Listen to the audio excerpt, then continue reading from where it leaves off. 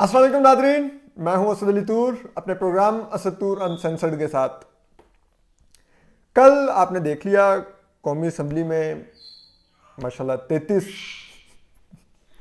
Bill एक साथ पास होके तारीख रकम होगी कानून साजी की।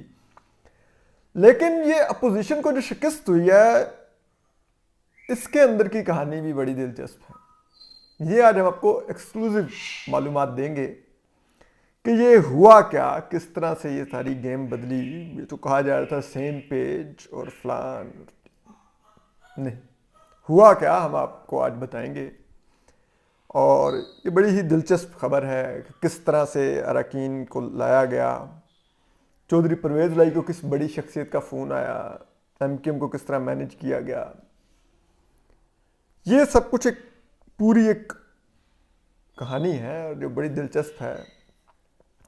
तो हम आपको इस पर आज अंदर की और बड़ी खबर देंगे और इंटरेस्टिंग किस्म की मालूमात हैं जो हम आपको देंगे।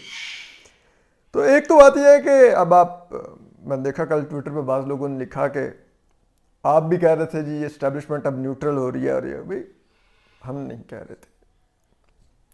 ये अपोजिशन के लोग कह रहे थे कि हमें कांटेक्ट करके आर्मी चीफ की तरफ से और दीगर उनके जो करीबी लोग हैं उनकी तरफ से कांटेक्ट करके कन्वे किया जा रहा है कि अब हम न्यूट्रल होंगे, हम बीच में नहीं आएंगे। जिसका कल खुद मौलाना फजल रहमान ने परसों कहा शाम को। उन्होंने कहा हमें आला अस्करी जराए की तरफ से कहा जा रहा था कि हम अब न्यूट्रल होंगे, तो वो भी मान रहे थे कि हाँ हमारे साथ धोखा हुआ। तो हमारे जराए ये पोजीशन जमाते होती हैं जिनको ये कन्वे किया जा रहा था, अगर वो उनको जो मैसेज दिया जा रहा था उस पर यकीन कर रहे थे और हमें बता रहे थे तो हम तो वो रिपोर्ट कर रहे थे। तो बहरहाल, लेकिन हाँ ये बात दुरुस्त है कि हम सब लोगों ने समझा कि कुछ हो रहा है, तो वो तो वैसा नहीं हुआ, तो उस पर हम माजरत खा भी हैं।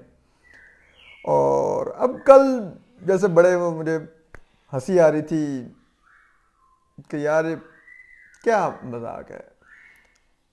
ख्वाजा आसिफ साहब ने ट्वीट किया हुआ था कि जी ये ईवीएम का फ़ायदा इमरान को नहीं अपोजिशन को होना है, जिन्होंने पास करवाया उनके लिए। ख्वाजा साहब क्या यार, मतलब अभी भी आप लोग उन्हीं की तरफ देख रहे हैं। वो पीपल्स पार्टी के आगा रफ़ीउल्लाह ने ट्वीट किया वज़ीर आज़म बिलावल भुट्टो।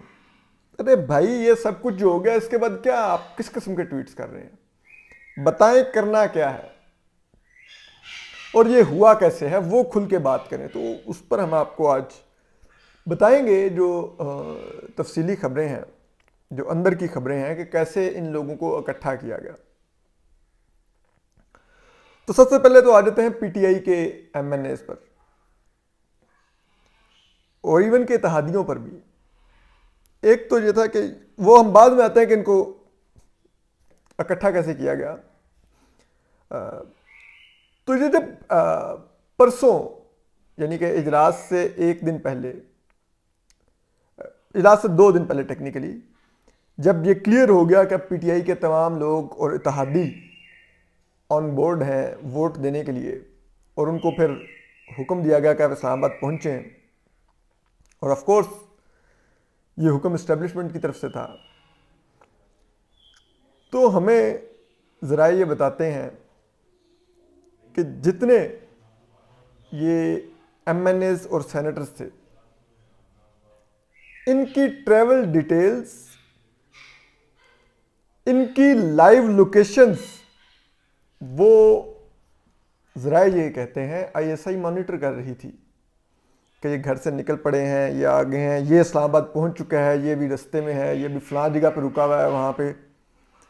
तो वो मॉनिटर की जा रही थी, लाइव लोकेशन इनकी ली जा रही थी, कहाँ जा रहे हैं। और फिर वो एक पीएम ऑफिस में बैठे हुए एक कैबिनेट मेंबर को वो शेयर की जा रही थी कि ये पहुंच गया है, ये नहीं पहुंचा, और वो फिर उससे कॉल करके इंश्योर करते थे आप पहुंच गए हैं। वो कहता था जी पहुंच गया हूँ। कहाँ पर हैं? वो कहते थे यहाँ पर हूँ। वो फिर उस लोकेशन से मैच करते थे कि हाँ ये वही आईएसआई वाली लोकेशन है, ठीक है। और यूं तमाम मेंबरान को वॉच किया जाता रहा कि वो उनकी हाजिरी यकीनी बनाए। इसके अलावा जो दूसरी चीज की गई, अब आप कह रहे होंगे कि ये कैसे मनाया गया इत्तेहादियों को, तो उसमें काफ लीग की कहानी बड़ी दिलचस्प है। जरा ये बताते हैं कि जो चौधरी परवेज लाई थे, अगर आपने देखा हो, काफ लीग 3 दिन मुसलसल इजलास कर करके मौखर करती रही मामला और कहती रही हम इस हुकूमत के साथ नहीं चल सकते। ये वो रोज खबर चलती थी कि नहीं नहीं वो वोट करेंगे, फिर अगले दिन चलती थी कि नहीं वो तो कह रहे हैं कि नहीं इजलास हम दोबारा करेंगे और अभी हम नहीं वोट कर पा रहे, नहीं चल पा रहे। तारिक बशीर चीमा साहब ऑन रिकॉर्ड बहुत कुछ कहते थे। तो कहते हैं कि उनको जब अब पारा से कांटेक्ट किया जा रहा था बार बार कि आप वोट करें, तो वो कहते थे कि नहीं मुझे आप रावलपिंडी से फ़ोन करवाएं। तो वो कहते थे भाई, अब पारा वाले कहते थे कि भाई हम भी बावर्दी हैं, तो आपको जब हम कह रहे हैं आप करें, ये पॉलिसी है। तो वो कहते थे नहीं नहीं, उनको यकीन नहीं आता था कि यार वो उधर से पिंडी से मुझे। तो फिर कहते हैं कि पिंडी के चीफ ने उनको कॉल किया और उनको कहा कि आप वोट करें। तो फिर वो भी वोट करने को उन्होंने सर झुकाया, उन्होंने कहा ठीक है। अब बहुत से लोग, इवन के इंक्लूडेड अपोजिशन जमातें, वो अब सब कह रहे हैं हमें कि ये लेफ्टिनेंट फैज हमीद साहब ने ये वोटिंग करवाई है और इसीलिए 20 से पहले पहले हुआ, क्योंकि 20 के बाद गेम बदल जानी है। मेरे ख्याल में बहुत ज़्यादा खुशगुमानी है और हमें फेयर होना चाहिए तनकीद में। ये लेफ्टिनेंट फैज हमीद को हमें जिम्मेदार नहीं ठहराना चाहिए। DGISI जो है, जो आज उनका आखिरी दिन होगा, वो एक आउटगोइंग DGISI थे, सब जानते थे। और वो सोचिए ना, अगर फौज का इदारा न्यूट्रल होने का फैसला कर चुका है, तो क्या वो वापस ISI से फौज के इदारे में जा रहे हैं? कोर कमांडर पेशावर वो अपने चीफ से टक्कर लेंगे कि बेशक आर्मी चीफ चाह रहे हैं कि हम न्यूट्रल हैं और मैं न्यूट्रल नहीं रहने दूंगा, मैं तो यहां पे बायस दिखाऊंगा। भाई उनका अभी 1 साल और भी रहता है आर्मी चीफ बनना है अगर उन्होंने, तो और उसके लिए उन्हें कोर कमांडरशिप चाहिए। तो वो 1 साल उन्हें जनरल बाजवा की पॉलिसी के मुताबिक ही चलना होगा। वो अपनी को खुद सरी नहीं दिखा सकते कि हम कह दें कि जी वो जिम्मेदार हैं और उन्होंने किया।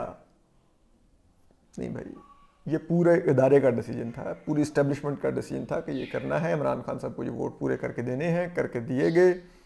इस्टेब्लिशमेंट ने दोबारा से PTI को वोट पूरे करके दिए और जो अपोजिशन थी उनको धोखा दिया। ये एक सादा सी बात है, ठीक।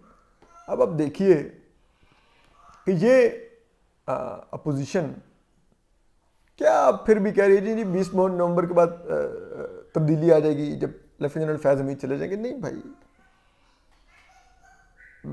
बड़ा क्लियर हो गया। इट मीन्स इसमें जो चीज़ सोचने की और जानने की है और जिस पर तहकीक होने की ज़रूरत है कि वज़ीर-ए-आज़म इमरान खान ने जो ताल्लुकात कशीदा हुए थे उसमें ऐसा क्या किया है कि दोबारा से उन्होंने इस्टेब्लिशमेंट के दिल जीत लिए हैं। Army chief general Qamar Javed Bajwa का दिल जीत लिया है क्या? वो जो सब सीना बसीना चलती है, सब कहते हैं कि आर्मी चीफ 1 साल की और एक्सटेंशन चाहते हैं, क्या वो ऑफर कर दी? क्या किसी और ऐसे जो शख्स को आर्मी चीफ बनाने का अंदिया दे दिया जो शायद लेफ्टिनेंट फैज हमीद के अलावा कोई और था? क्या था आखिर जिसने चीज़ें बदली? ये अपोजिशन के सोचने की बात है और ये तहकीकाती हम सहाफ़ियों की भी बात है कि हम वो खबर लगाएं कि ऐसा क्या हुआ कि चीज़ें बदल गई। तो वो जो अब तक नज़र आ रहा था और है अभी भी कि अगर तो वज़ीर-ए-आज़म इमरान खान अप्रैल तक रहे तो फिर तो वो प्रिवेल करेंगे और फिर जिसको वो आर्मी चीफ चाहेंगे वो आर्मी चीफ बनेगा, जिसके बज़ाहिर नजर आता है कि वो लेफ्टिनेंट जनरल फैज हमीद को आर्मी चीफ बनाना चाहते हैं। तो इस्टेब्लिशमेंट ने जो उनको गिराना है वो अगले 2-3 माह में गिराना है, यानी कि जनवरी फरवरी तक हर हाल में। लेकिन ये अगर हम कर लें वैसे ही एक एनालिसिस के तौर पे, अगर आर्मी चीफ जनरल कमर बाजवा को एक और एक्सटेंशन मिलती है तो वो नवंबर 2023 में रिटायर होंगे। तो ऐसी सूरत में कम से कम अगर वज़ीर-ए-आज़म इमरान खान ये कर देते हैं तो कम से कम वज़ीर-ए-आज़म इमरान खान को